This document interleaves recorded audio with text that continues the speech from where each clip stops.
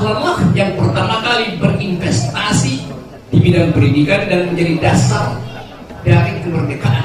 Dahlan memilih menjadi caleg dan tidak memilih menjadi gubernur. Tugas pemerintah adalah mencerdaskan kehidupan bangsa. Itu ditugaskan pada pemerintah. Ternyata lebih banyak tugas itu dijalankan oleh Muhammadiyah daripada pemerintah. Apa sih yang dimaksud akal sehat oleh Rocky Gerung mutar-mutar sana sini ngomong akal sehat? Maksudnya apa? Saya bilang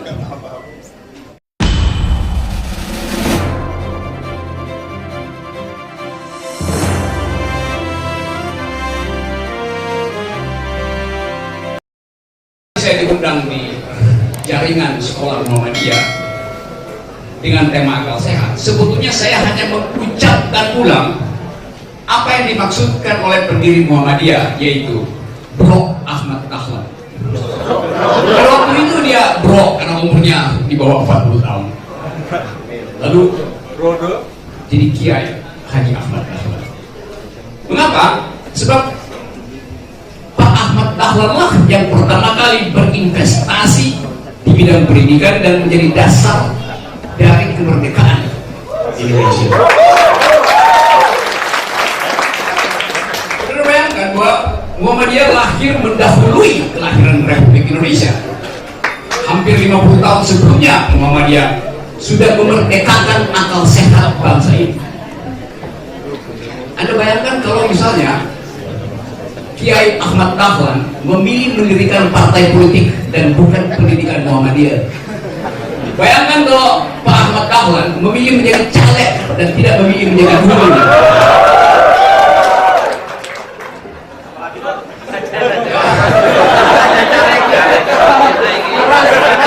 Tapi justru kita berterima kasih karena Kiai Ahmad Dahlan memilih mendirikan institusi pendidikan, dan dari institusi itu terbitlah pemikir-pemikir politik, caleg-caleg bermutu hari ini. Saya tahu caleg-caleg Muhammadiyah saya kenal banyak, dan mereka sering kelebihan akal sehingga sering cekcok satu sama lain. Tapi itu baik sekali.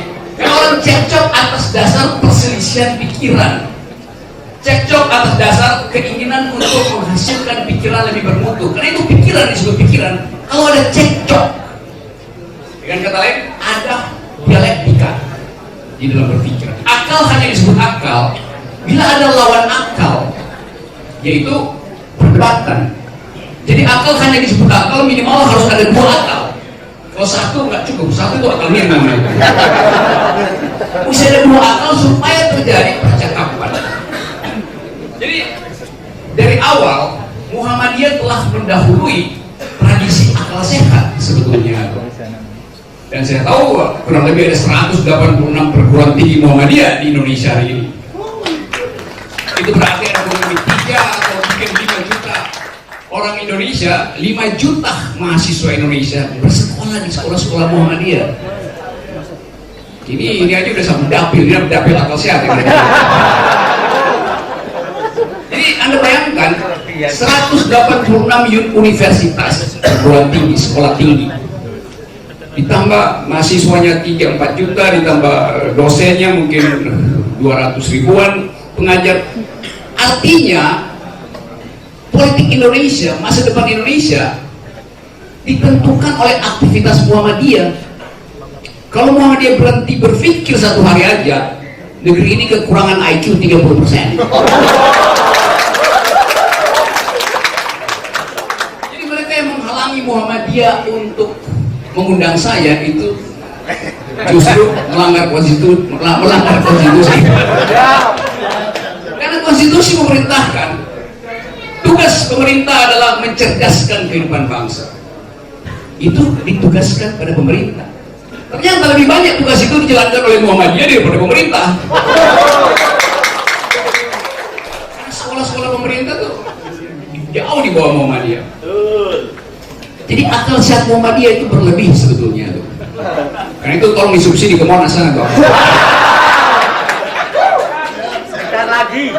Oke, saya terangkan dulu.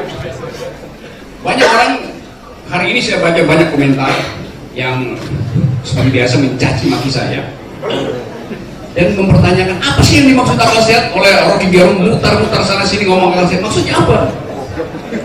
Saya bilang, buat apa menanyakan hal yang sudah sedang berlangsung itu? Itu sama dengan apa sih? Apa tuh yang disebut dosa? Loh, setiap hari Anda lihat, Anda lakukan sendiri, ngapain nanya lagi ke saya?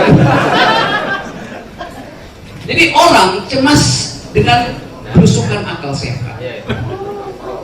Sekarang kita mau hitung sebetulnya apa ya yang membuat kecemasan semacam itu beredar dari hari ke hari. Tadi pagi seharusnya saya ada di Tuban untuk mengucapkan hal yang sama di kalangan milenial, untuk kalangan masyarakat luas, tapi terhalang oleh surat edaran yang meminta saya untuk tidak tiba di Tuban. Dihalangi. Ternyata malam ini tanpa direncanakan secara sangat sistematis, orang berkumpul. Artinya ada kebutuhan untuk mendengarkan akal sehat. Kan saudara, berapa bis yang ampun saudara dari? Jadi kita lihat ada inisiatif orang untuk mendengarkan politik, kendati tanpa dimobilisasi. Jadi itu yang disebut partisipasi politik. Partisipasi artinya kerelaan untuk datang, ongkos sendiri, beli aqua sendiri, untuk mendengarkan politik. Itu namanya partisipasi. Yang di Semarang kemarin itu namanya mobilisasi. Mobilisasi. Masih kotakisasi. Saya dari tadi, udah 2 hari saya cari buah apel, nggak ada. Apel mahal. Makanya diborong ke Semarang buah apel itu. 18 M.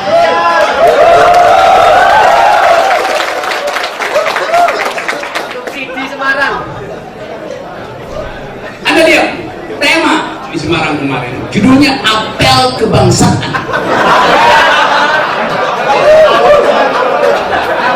Apel.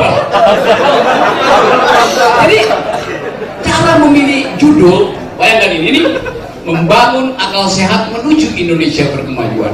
Di sini malam ini, kemarin apel kebangsaan, mengerikan temanya. Apel artinya waspada terhadap musuh. Apel artinya siap siaga menjaga teritori, itu kerjaan tentara. Apel artinya mendengarkan perintah komando satu arah, itu namanya apel, berdiri. Jadi seolah-olah di negeri ini sedang terjadi kecemasan sehingga mesti dikumpulkan orang untuk apel. Apel kebangsaan. Demokrasi itu dimaksudkan untuk bercakap-cakap, bukan apel.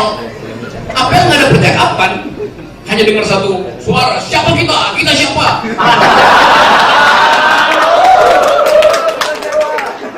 Ya jawab aja sendiri.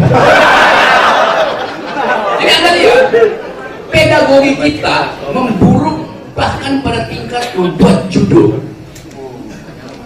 Artinya judul-judul tema politik juga ditulis tanpa koordinasi akal sehat. Tanpa koordinasi akal sehat. Berapa hari lalu saya ada di waktu dikejar-kejar, saya lompat ke ambulans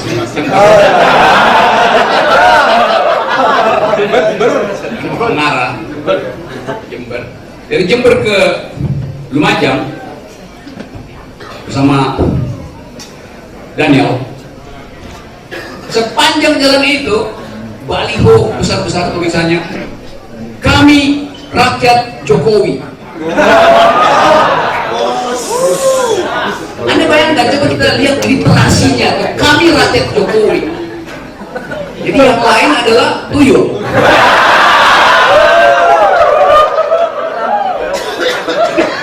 Jadi cara memilih judul memperlihatkan bahwa ada kecemasan politik. Mungkin seharusnya kami pemilih Jokowi, kami simpatisan Jokowi, bahkan kami fanatik Jokowi. Tapi jangan disebut kami rakyat Jokowi, karena rakyat itu lebih panjang usianya daripada usia politik Jokowi.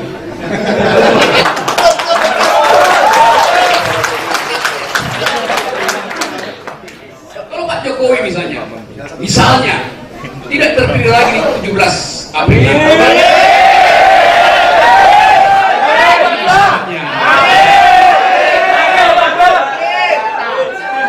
Misalnya dia tidak terpilih lagi, itu berarti yang pasang baliho itu juga berhenti jadi rakyat.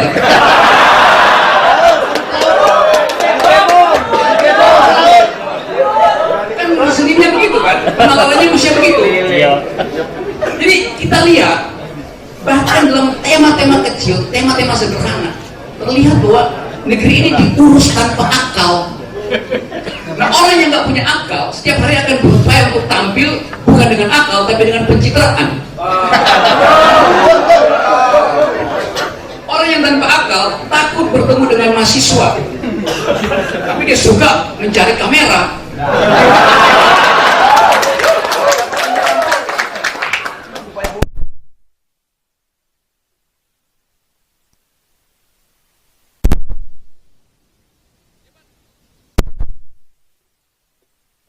Sampai wapres tadi kemarin malam itu dipamerkanlah keinginan untuk menghasilkan Indonesia yang masuk industri 4.0, kesehatan akan diupayakan, stunting harus diturunkan 10%. Itu semua adalah politik harapan yang bila kita analisis, kita bertanya, kalau sebesar itu ambisi politik petahana, itu artinya ekonomi harus tumbuh 8-9%.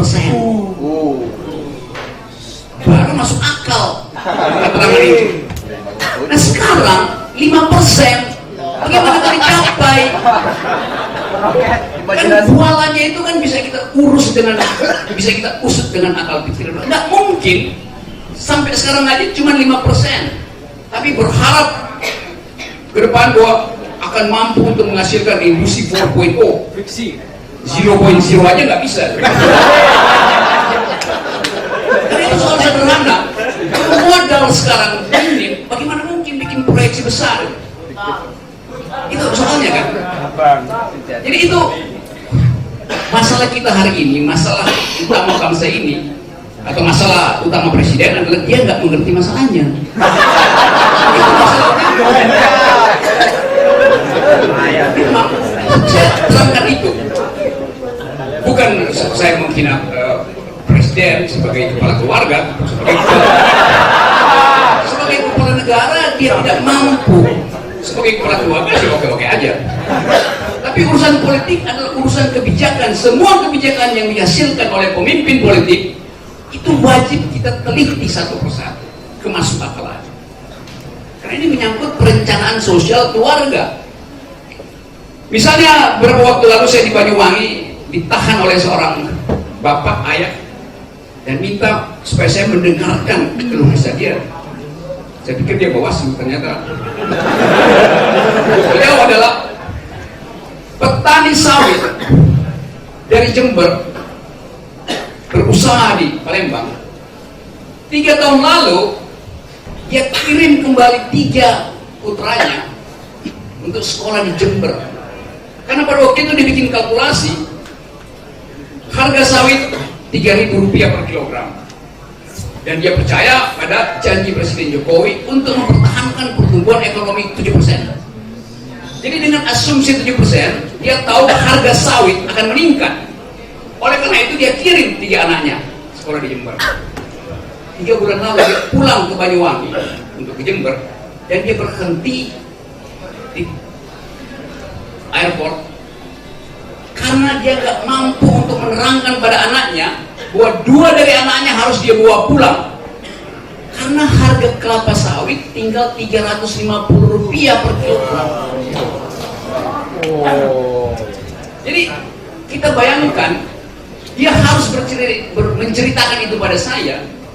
Tentu dia nggak ingin saya kasih solusi karena dia tahu pun saya nggak bisa kasih solusi karena ini soal kebijakan, tapi dia ingin memberitahukan kepada saya. Dan saya berpikir bahwa kecemasan dia bukan sekedar ketika dia harus menerangkan pada 3 anaknya bahwa 2 harus dia bawa pulang, kan dia mesti pilih yang mana dari 3 itu dia mesti bawa pulang. Tapi dia juga mesti terangkan pada tetangganya di Palembang nanti kalau anaknya bawa pulang, mengapa 2 anaknya pulang. Tetangga akan bertanya, apa karena DO? Apa karena narkoba? Demikian juga malam sebelumnya, sebelum dia berangkat ke Banyuwangi, pasti dia bertengkar dengan istrinya. Karena istrinya pasti bilang, kenapa nggak ada kerjaan lain? Atau siapa yang mesti dibawa pulang? Demikian halnya, anaknya nanti harus terangkan pada teman kosnya sekamar, kenapa dia mesti pulang. Jadi Anda lihat, janji presiden mengakibatkan kecemasan, bahkan keretakan dalam sebuah keluarga. Itu logikanya, itu akal sehatnya. Jadi perencanaan sosial kita hari ini ditentukan oleh janji presiden 4 tahun lalu. Karena itu kalau kita kasih kritik sekarang, bukan karena kita benci pada seseorang, tapi karena kita ingin memberitahukan bahwa Anda gagal untuk menghasilkan kebijakan yang menjamin keadilan. Hanya demi itu kita mengucapkan akal sehat. Hanya demi itu. Tapi bagi mahasiswa, yang lebih penting adalah memperhatikan cara politik memanipulasi statistik.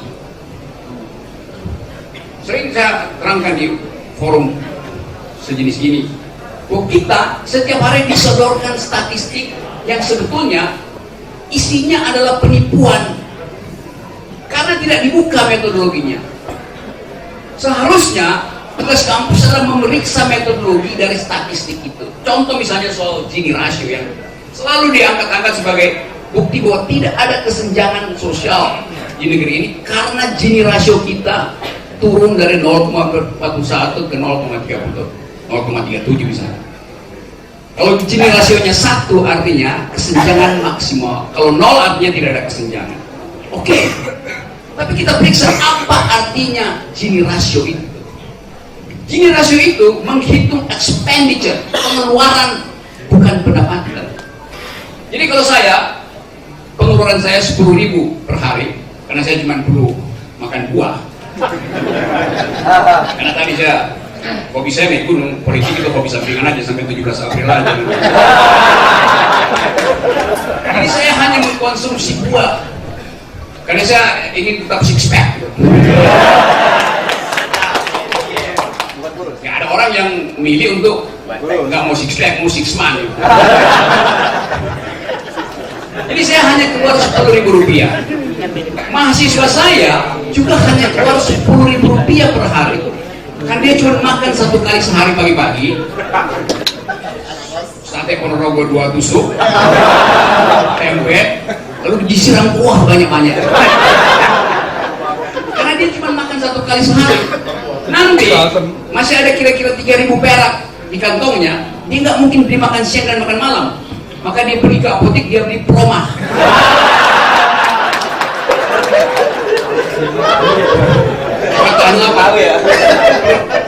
Jadi saya dan dia pengeluarannya sama, 10.000 rupiah. Ada pengusaha raksasa menguasai 1 juta hektar lahan di Indonesia dan mensponsori sebuah partai yang sudah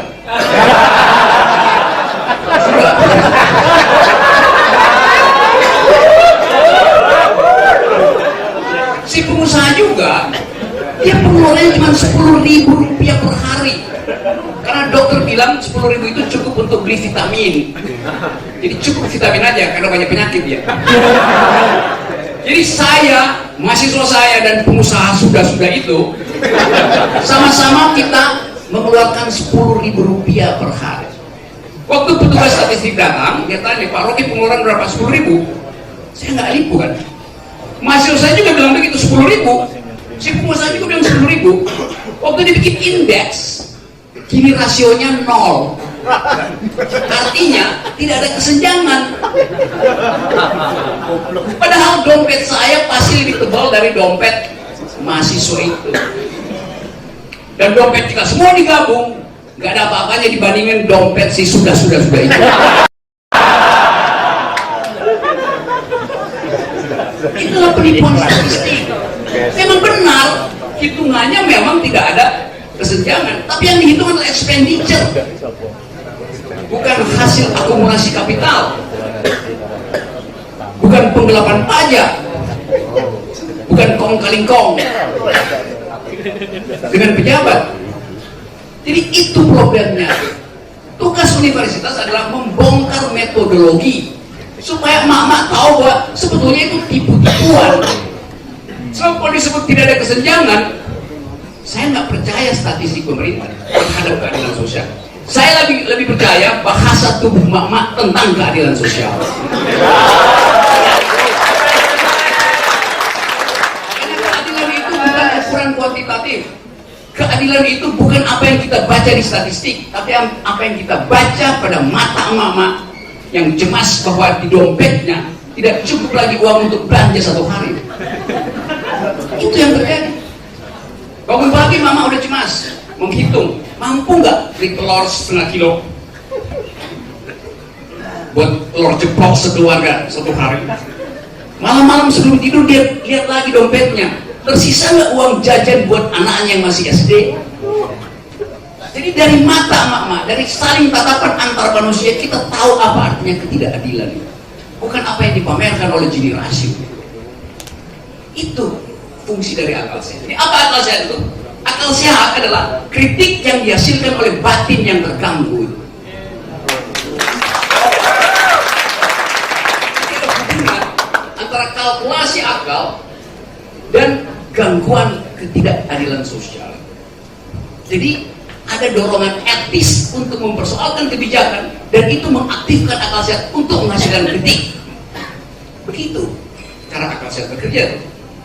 Akal sehat bukan sekedar kalkulasi matematik di kepala, tetapi dimensi keadilan yang dihasilkan oleh pengetahuan setiap hari tentang nasib, harga, ekonomi, dan seterusnya. Karena itu, politik itu disebut sebagai ilmu yang paling rumit, karena politik adalah ilmu untuk mendistribusikan keadilan, dan keadilan itu bervariasi antara orang. Di abad 15, ilmu politik disebut the highest of all sciences, ilmu yang tertinggi di antara ilmu-ilmu. Karena rumit ilmu politik, menjadi politisi mesti masuk dalam kerumitan itu. Karena itu, menjadi politisi artinya berupaya untuk menghasilkan keadilan in optima forma pada tingkat yang paling tinggi. Memang susah jadi politisi, bukan sekedar susah. Itu tanggung jawab etisnya itu besar, karena salah kebijakan berarti dia akan memelaratkan manusia.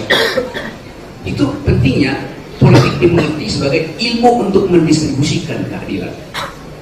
Dan demokrasi adalah peralatan untuk menghasilkan calon legislatif, wakil rakyat yang peka terhadap keadilan. Dengan kata lain, ada hubungan antara demokrasi dan keadilan. Karena hanya melalui demokrasi, akal sehat itu diaktifkan. Hanya melalui demokrasi. Melalui apa? Melalui kompetisi gagasan. Demokrasi adalah kompetisi gagasan, bukan jumlah massa, tapi kebersihan gagasan. Karena itu demokrasi bukan pemerintahan orang, demokrasi adalah pemerintahan akal melalui pemerintahan orang. The government of reason through the government by the people. Jadi kalau tidak cukup akal, ya jangan jadi politisi. Kalau tidak cukup akal, jangan tampil ke publik. Itu soal penting yang harus kita pahami dari awal. Nah, sekali lagi, kita disihir oleh seseorang yang kekurangan akal tapi kelebihan ambisi.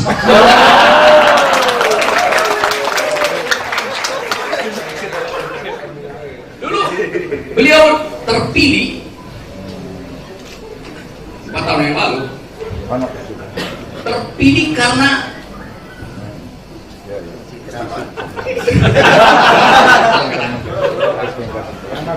terpilih karena sentimen irasional dari publik. Sekarang semua orang tahu asal usul kedunguan itu. Karena itu semua orang merasa bahwa diperlukan motivasi baru untuk menghasilkan ulang Indonesia.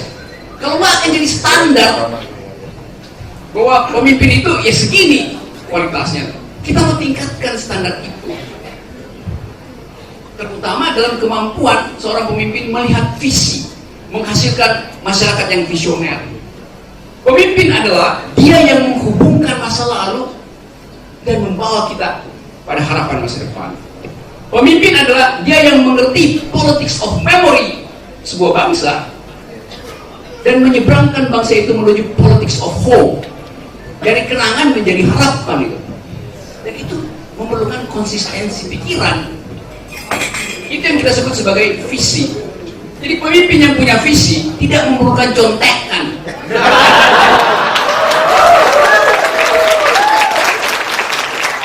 Karena visi adalah apa yang melekat pada akal sehatnya. Dan gak mungkin visi itu hilang kalau dia ada dalam akal. Kalau contekan itu di kena angin sedikit, ini nanti kejar-kejar visi dia.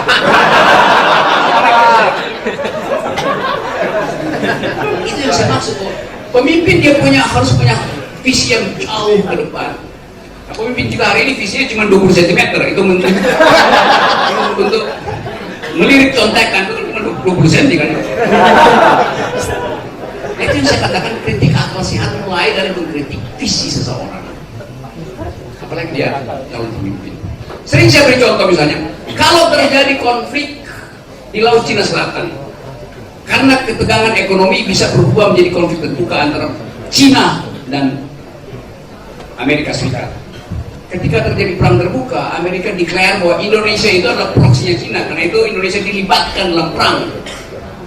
Berapa lama NKRI bertahan bila terjadi eskalasi konflik di Cina Selatan? Pemimpin harus mampu membaca kemungkinan itu. Bisa nggak ada presiden hari ini membayangkan keadaan itu dan menerangkan potensi Indonesia dijepit oleh armada ke-7 Amerika yang turun dari Okinawa ke Laut Cina Selatan menuju Pakistan, yang dari Pakistan naik ke atas Okinawa, lalu dia jepit kita di situ. Berapa lama kita bisa bertahan?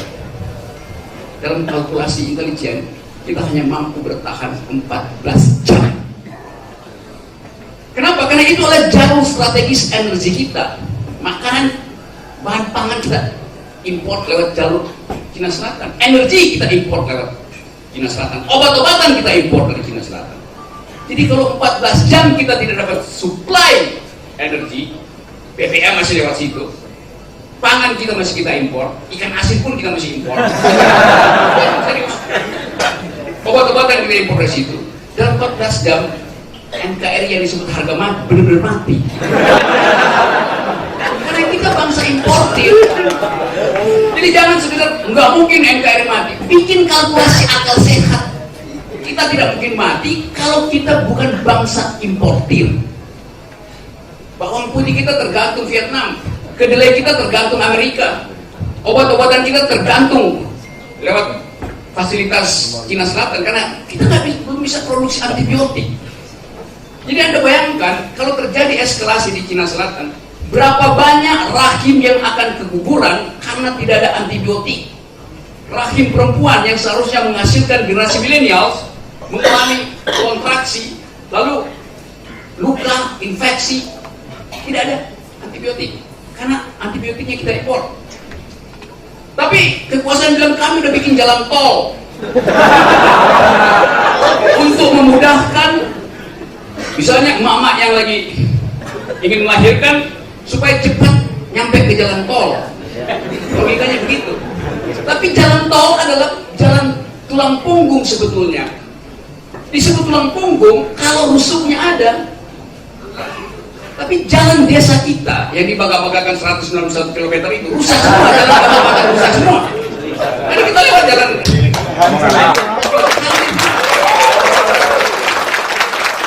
Jadi Anda bayangkan di sebuah desa ada emak-emak, ada pengantin baru ingin melahirkan, maka dia cepat-cepat nyari ojek untuk tiba di kota provinsi supaya cepat tiba di jalan tol. Tapi jalan desanya hancur, maka begitu dia tiba di pinggir jalan tol, dia keguguran. Ini logikanya apa jalan tol itu?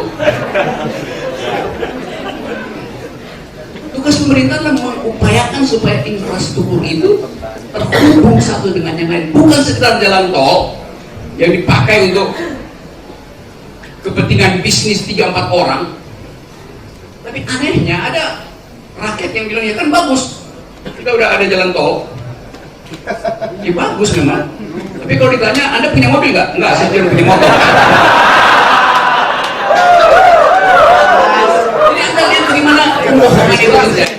Bahkan orang yang nggak pernah mungkin lewat jalan tol karena dia punya motor yang belum lunas juga, diuji fungsi jalan tol. Garis keras. Garis keras. Jadi saudara-saudara, saya beredar kemana-mana dari satu kampus ke kampus yang lain hanya dalam upaya untuk menghasilkan ulang akal sehat. Saya ucapkan menghasilkan ulang, karena kita pernah punya akal sehat yang berlebih di Republik ini. Semua pendiri bangsa kita adalah orang yang gemar bertengkar, gemar untuk berdebat, gemar untuk berargumen. Konstitusi kita, rapat-rapat politik awal ditentukan oleh kecerdasan berargumen. Apakah mereka kaum yang sekolah sampai universitas? Enggak, sebagian besar mereka bahkan tidak lulus SMA. Tapi mereka saling tukar-menukar buku untuk membaca argumentasi. Belajar otodidak dalam suatu komunitas yang disebut diskusi antar tokoh di awal Republik. Tukar-menukar referensi. Kalau Bung Karno nggak ngerti hubungan antara demokrasi dan Islam, dia pinjam bukunya Muhammad Nasir, walaupun Muhammad Nasir adalah teman debatnya. Fair, dia bilang, kita besok mau berdebat, Anda pasti lebih paham, pinjamkan saya dulu bukunya supaya debatnya fair nanti. Itu maksudnya. Sultan Syahrir berdebat dengan Tan Malaka, ya saling pinjam buku Marxis. Jadi pinjam-meminjam buku itu adalah tradisi intelektual dari pendiri bangsa ini, bukan pinjam-meminjam komik.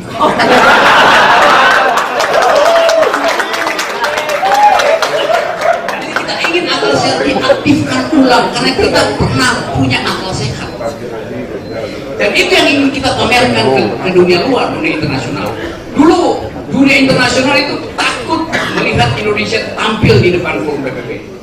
Bung Karno pidato berapi-api di PBB dan nggak ada yang berani bantah dia karena logikanya kuat. Sultan Syahrir datang untuk membela kemerdekaan Indonesia juga dengan argumentasi yang kuat.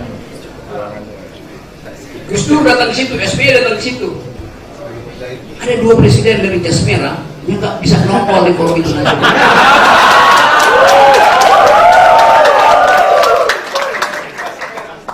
Jasnya merah, maksudnya kan jas merah kan galak, tapi jasnya merah, hatinya pucat,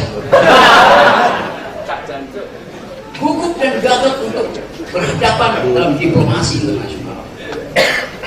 Dan itu yang terjadi hari ini. Bahkan kepemimpinan kita di ASEAN pun nggak dianggap apa-apa sama negara-negara ASEAN, apalagi di tingkat dunia, oki segala macam. Barusan kita bikin blunder dalam perang diplomasi, kita dipecundangi oleh Mahathir yang umurnya 96 tahun. Karena Presiden Jokowi klaim bahwa itu adalah hasil negosiasi dengan pemerintah Malaysia soal pembebasan Siti Aisyah. Belum sempat 24 jam, Mahathir bilang tidak, bohong itu. Kan ngaco kan? Kan mestinya yang mengucapkan itu bukan Presiden Jokowi, tapi paling nggak Menteri Luar Negeri. Supaya kalau Menteri Luar Negerinya dikritik oleh Malaysia, Presiden bisa perbaiki. Sekarang dia ambil alih sendiri, siapa yang mau perbaiki? Jadi dijebak di dalam kedunguan diplomasi internasional. Akhirnya saya lihat koreksi diberikan oleh siapa? Akhirnya diberikan oleh Dirjen Administrasi Umum Dep Hukam. Jadi koreksi Presiden dikoreksi oleh Dirjen. Kembali-balik kan mesti Presiden mengkoreksi menteri, menteri mengkoreksi Dirjen. Kan berbalik-balik. Kenapa terbalik-balik? Ya akalnya juga terbalik-balik. Jadi, saudara-saudara sekalian, kita ada di kampus. Kampus itu, DNA kampus adalah kritisisme. DNA dari kampus adalah argumen. Argumen adalah mata uang di dalam transaksi pengetahuan di kampus. Kalau saya mau jual beli, saya pakai mata uang yang namanya dolar. Karena rupiah udah nggak ada harganya sekarang. Kita pakai dolar, itu transaksi dagang. Dalam transaksi romance, mata uangnya namanya PHP, cinta, bujuk rayu. Itu mata uang dalam transaksi romance.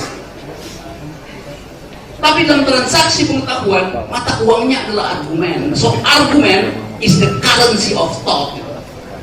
Argumen adalah mata uang pikiran, dan kita hanya tukar tambah pikiran di ruang semacam ini, ruang akademis. Karena itu saya mendorong terus supaya calon presiden, calon bupati, calon wali kota datang mengajukan proposal di kampus supaya diuji melalui transaksi argumen.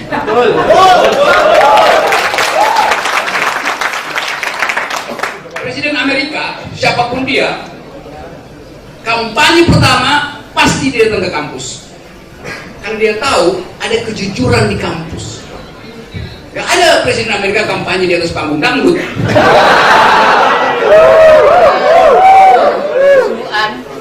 Memang politik itu harus diuji di tempat di mana ada fasilitas untuk menguji. Di mana menguji proposal politik? Ya di kampus, karena kampus punya metodologi. Jadi aneh misalnya kalau KPU melarang kampanye di kampus, itu artinya dia ingin agar supaya proposal politik tidak diuji oleh akal sehat.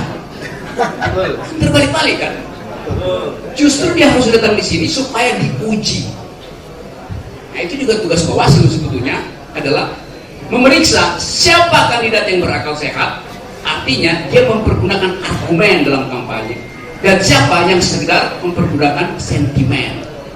Yang mesti ditegur yang mempergunakan sentimen, bukannya menegur jari. Jadi Bawasri, Badan Pengawas Jari. Kita ingin agar supaya Bawaslu itu juga punya akal sehat. Tegurlah kandidat yang tiap hari menimbulkan sentimen. Tiap hari pidato sentimen terhadap jumlah tanah seseorang, sentimen terhadap masa lalu seseorang. Jadi kita ingin agar supaya politik itu dikembalikan pada fungsi akal. Nah, dari awal politik adalah urusan transaksi akal. Nah sekali lagi, saya menginginkan agar supaya pembicaraan hari ini, malam ini di sini, jangan sekedar beredar di antara WA group kalangan mahasiswa atau mama atau bapak-bapak atau siapa di sini. Tapi kita ingin agar supaya pembicaraan di sini berubah menjadi suara di kotak suara 17 April.